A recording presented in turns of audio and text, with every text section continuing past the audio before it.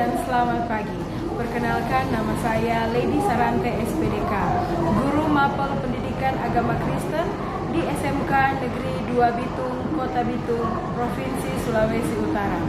Sekaligus mahasiswa PPG dalam jabatan Batch 3 Institut Agama Kristen Negeri Manado dengan nomor induk mahasiswa 25010600986.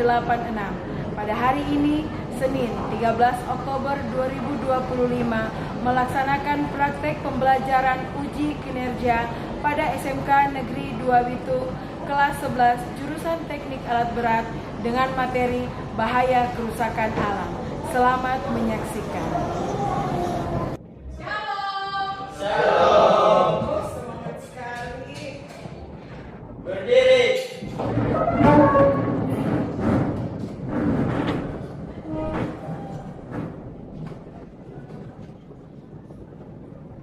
Siap. Beri salam. Selamat siang, Ci.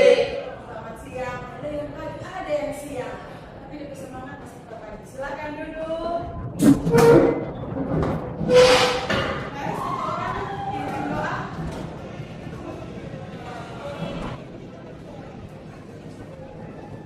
Teman-teman, sebelum kita mulai pembelajaran kita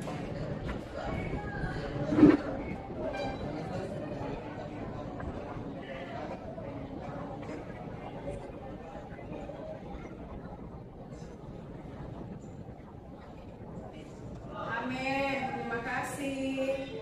Kita akan menyanyi lagu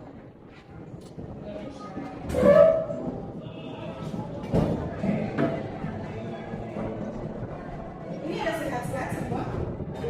Ada yang sakit? Semangat masih ada biasanya? Semangat. Kelas masih semangat. Jadi siswa harus tetap semangat. Silakan berdiri semua. Posisi siap. Tidak ada gerakan tambahan. Ingat, ketika mendengarkan lagu Indonesia Raya, otomatis langsung mempersiapkan diri dengan posisi siap, tidak bergerak sama sekali. Paham?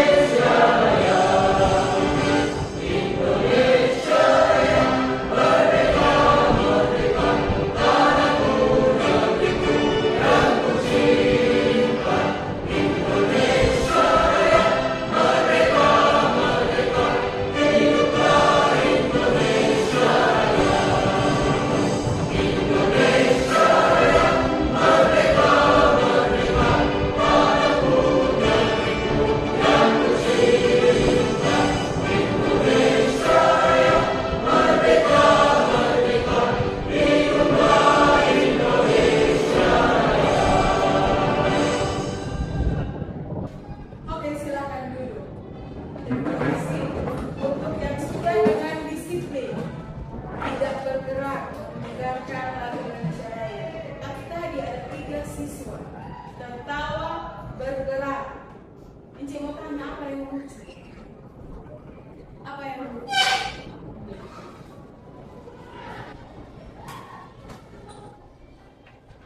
Berikut tidak lagi melakukan kesalahan yang sama. Karena lagu Indonesia Raya itu sakral. Paham? Tidak bisa bermain ketika kita mendengarkan lagu Indonesia Raya. Tidak bisa bermain. Bendera ada berkibar itu dengan darah tenaga, banyak jiwa yang dikorbankan untuk Indonesia Raya.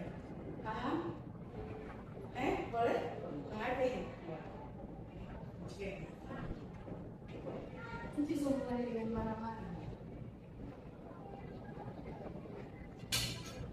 Jadi pegang kelas.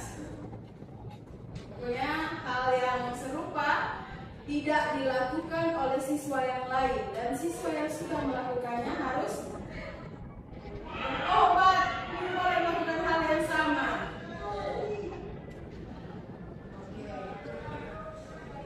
Apakah ada masalah? Tidak ada masalah. Sehat? Sehat. Sehat?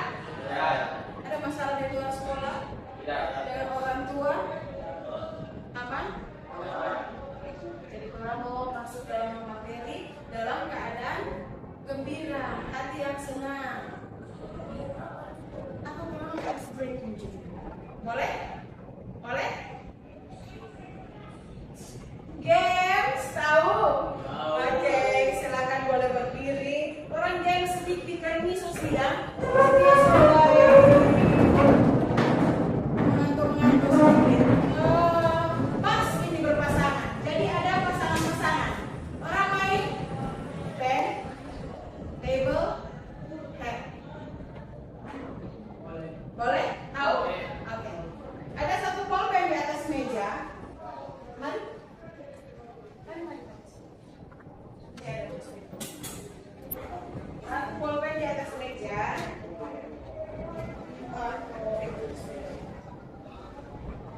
Di tengah-tengah posisinya. Nah, supaya lebih bersemangat. Kayaknya ada posisi. Jangan dibuang. Oke, sudah. Jadi ada posisi meja, posisinya di tengah. Jadi harus seperti ini. Kalau Inci bilang head, pegangnya. Kalau table, kalau pen, di ngebul. Ini melatih konsentrasi dan fokus sebelum masuk dalam materi. Boleh? Oke, mari kita coba eksperimen ini. 1, 2, 3. Siap-siap. Dengarkan petunjuk.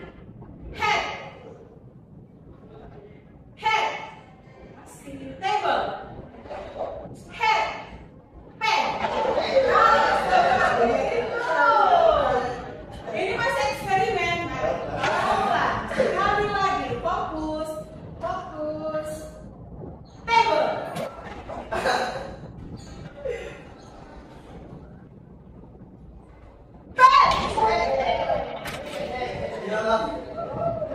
Oh, sampai handphone jatuh. Mana yang menang? Oh, satu sama. Sekali lagi. Sekali lagi boleh? Sekali lagi. Ayo. Perhatikan petunjuk.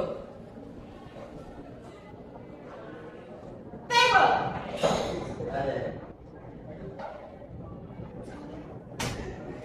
Ada bunyinya. Table. Sekali lagi. Head. Oh, wow. Table. Head. Pen.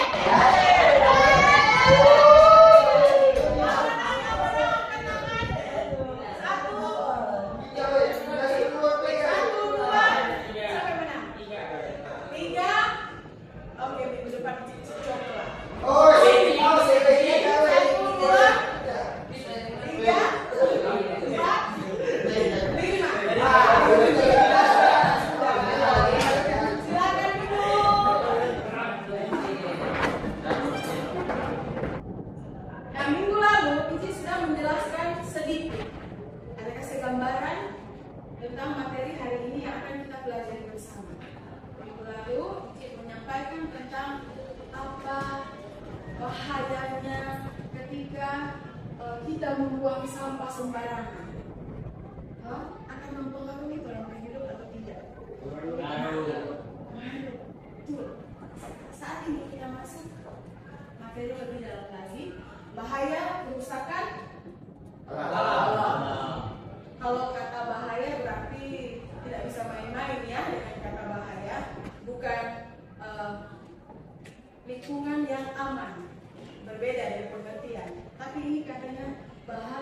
kerusakan. So bahaya, ada kerusakan lagi. Double. Parah. Apa sih ini kerusakan alam ini? Nonton dulu deh video.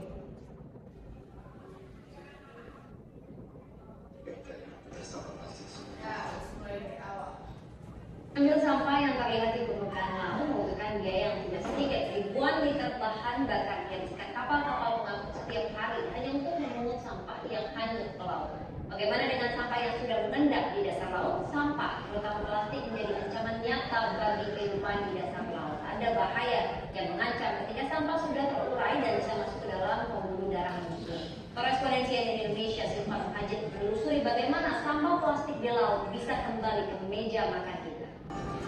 Itu sampah plastik yang menambah kalau terperangkap pada orang bagaimana itu sudah berubah. Kebanyakan laut mulai mati karena sampah plastik dan tidak terdeteksi. Bukan akan berbicara-bicara dengan sesekali. Tapi masih ada sampah yang jalan. Dan pikiran sekarang manusia dan akhir terhadap sampah. Dan di kedalaman akhir dan sampah plastik semua. Sehingga Jadi kebutuhan sampah bisa dikatakan sampah plastiknya sekali ada di sela-sela sampah ini. Kalau kami karena tidak bisa bernafas, ada mati. Butuhkan waktu yang cukup lama bagi garam untuk regenerasi. Setidaknya dalam waktu 3 bulan dengan sekian sentimeter. Bayangkan jika itu terjadi pasir di lautan Indonesia, apa yang terjadi dengan laut Indonesia? untuk melakukan revisi pada ilmu. Silvan Hajat, Jakarta. Sudah menyaksikan Sudah. video tadi? Bagaimana? Berikan reaksi.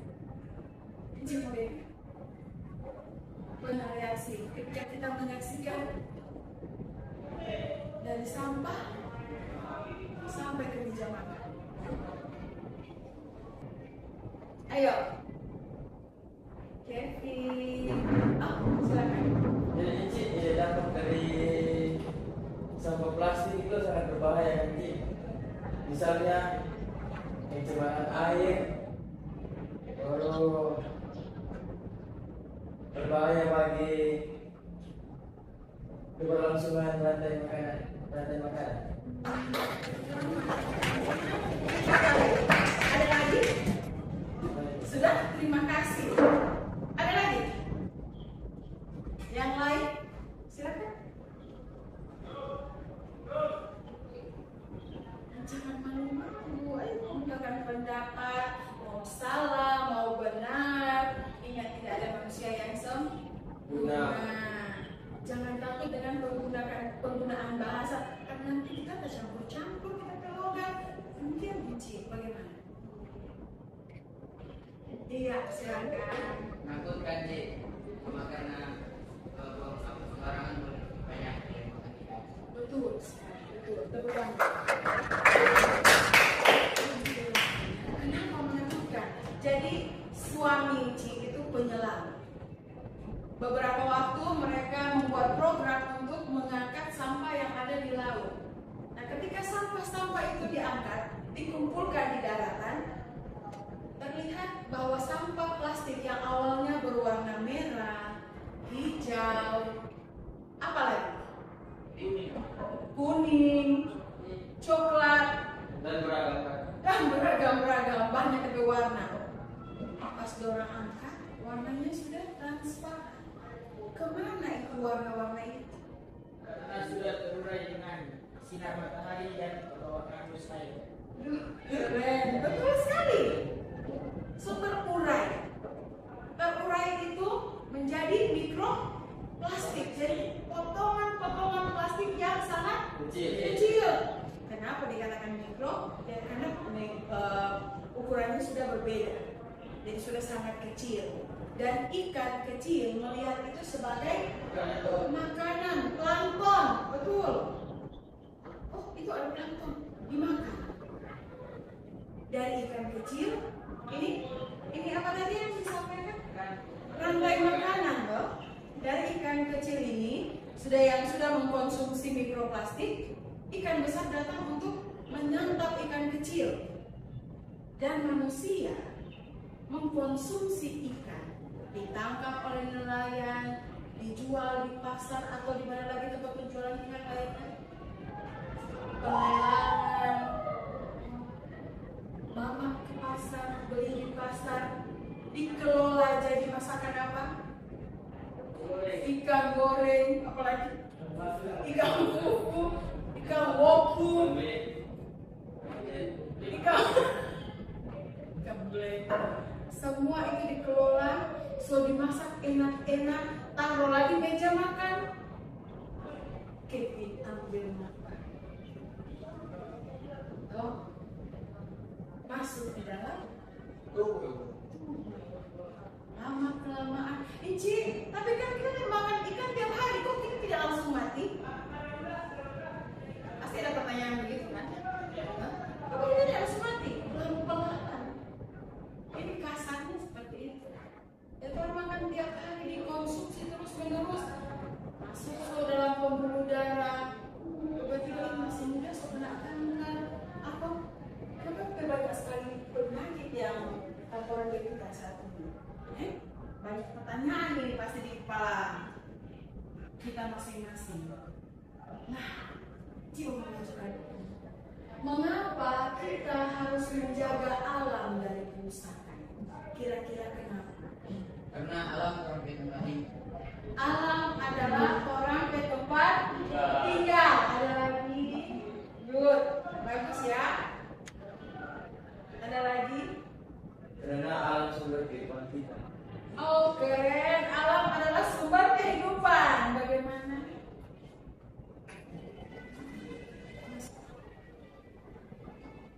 Tidak apa-apa ya, kalau mau salah itu tidak masalah. Jangan takut menjawab. Bagaimana? Bahasa nadanya begini. Siapa sok orang mesti jaga itu tempat, menjaga itu lingkungan, menjaga itu alam. Siapa? Nggak penting Pak, iya tuh kita buang sampah. Satu kali Inci ke Lembe, ada orang Lembe sini. Ke Lembe Inci, di perahu taksi dari Ruko ke Lembe itu sudah ada tempat sampahnya. Sudah disediakan oleh yang punya perahu. Ini dua bapak di depan benci ngobrol sambil minum teh pucuk. Minum, seru. Setelah itu kemasannya di mana? Dibuang ke laut. Dan dirasa itu miris. Kita sudah melihat ada tempat sampah. Kenapa tidak buang di tempat sampah? Setelah minum langsung buang ke laut. Biur ada ke laut. Itu bukan contoh yang baik ya. Nah, jadi kita harus, mengapa kita harus menjaga alam lingkungan? Karena alam rumah kita. Alam rumah kita. Apa lagi tadi? Alam sumber kehidupan kita. Sumber kehidupan. Nah, tujuan pembelajaran kita saat ini adalah mendeskripsikan bentuk dan bahaya kerusakan alam. Apa saja itu bentuk-bentuk kerusakan alam? Pencemaran air, pemanasan global seperti saat ini yang orang rasakan. Pencemaran air, pemanasan global. Nah, polusi udara dan masih banyak lagi. Kita harus juga rindu untuk memberikan pemahaman kenapa kita harus jadi agen pelestari lingkungan hidup.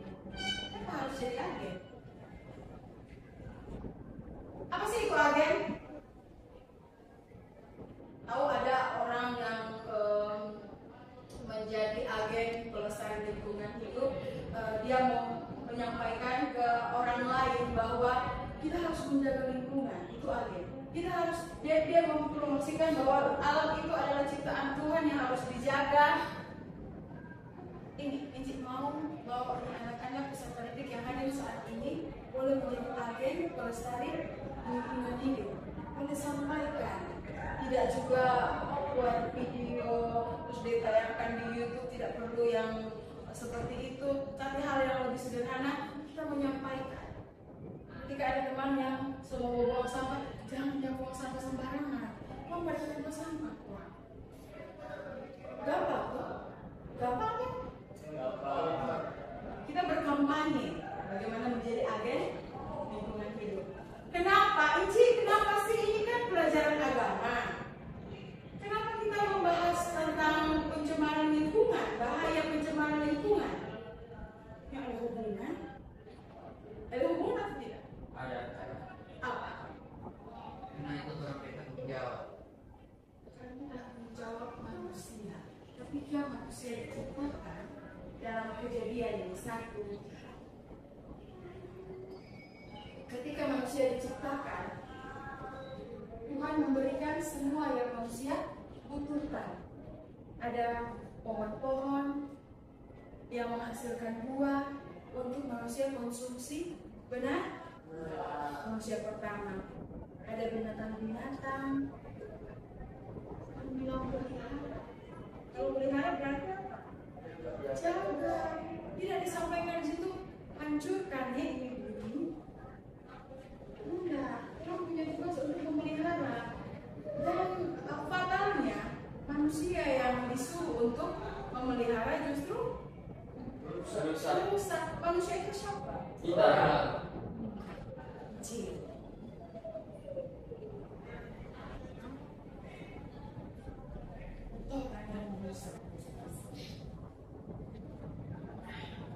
Sini ada recycle, reuse, reduce.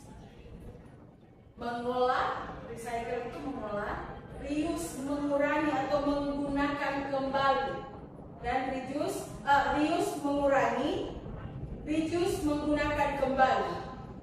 Pertama inci dari recycle, mengolah. Bagaimana? Kira-kira ada yang tahu?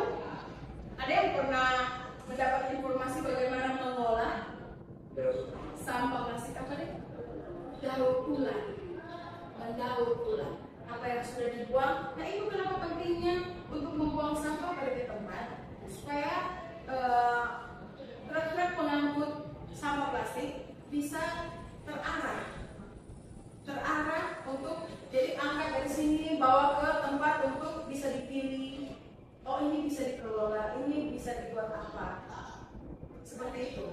Jadi didaur ulang. Kalau reuse mengurangi, bagaimana itu cara? Contohnya Terpaksa bawa tas sendiri, tidak pakai tas plastik. benar. Tepang dulu. Ke pasar itu membawa tas sendiri. Mau ke Indomaret, bawa tas yang bisa digunakan berulang kali. Contohnya ini juga tumbler, bisa menggunakan tumbler, mau beli minuman menggunakan tumbler. Kalau di sini kalau bawa pakai kemasan plastik kan, nah bisa menggunakan untuk tidak bisa lagi beli minuman begitu bukan. Tapi alangkah baiknya membawa tumbler supaya bisa diisi ulang. Tidak meminimalisir penggunaan kemasan plastik. Ini menggunakan kembali. Ini bisa digunakan kembali toh? Bisa. Digunakan berulang-ulang. Bayangkan kalau setiap siswa 1, 2, 3, 4, 5, 6, 7, 8, 9, 10, 12 siswa ini masing-masing bawa tumbler dan sangat-sangat membantu untuk mengurangi pemakaian kemasan plastik. Dengan sendirinya sudah jadi agen itu. Ketika orang bawa ini, orang sudah jadi agen. Menunjukkan ke orang lain bahwa menggunakan tumbler, ayo kita normalisasikan menggunakan tumbler di sekolah. Bayangkan kalau satu hari kita minum minuman kemasan 3 untuk satu orang, harus dalam kelas. Kalau yang dalam kelas ini, masih di kelas, ya kan? Hasil mengolah limbah plastik ternyata sampah plastik itu juga punya banyak kegunaan jika digunakan dengan baik. Di sini ada apa? paving block, tahu itu? Tahu kan? Yang bisa buat di jalan-jalan. Dari plastik itu kalau dikelola dengan baik ini bisa menghasilkan paving block, bahkan batako. Batako untuk apa? Pembangunan rumah. Baru ini apa? Keranjang, kerajinan tangan. Oh, banyak sekali manfaat ternyata itu. Kerajinan tangan. Ini kursi, luar biasa bisa kursi. Nah, ada eco-brick. Apa sih itu eco-brick? Tahu nggak? Iya, betul sekali. Apa yang dapat saya lakukan? Ini untuk diri sendiri, untuk mengurangi pencemaran lingkungan hidup di sekolah saya. Tumbler, benar sekali, bawa tumbler. Ada lagi? Membuang sampah pada tempatnya, betul. Tangan dong. Membawa tumbler, membuang sampah pada tempatnya. Ini hal sederhana yang bisa orang lakukan sebagai peserta didik. Dengan ada satu lagi hal penting. Menjadi agen pelestari lingkungan hidup. Contohnya bisa membuat poster. Nah di sini Inci ada siapkan. Bisa bentuk 3 kelompok.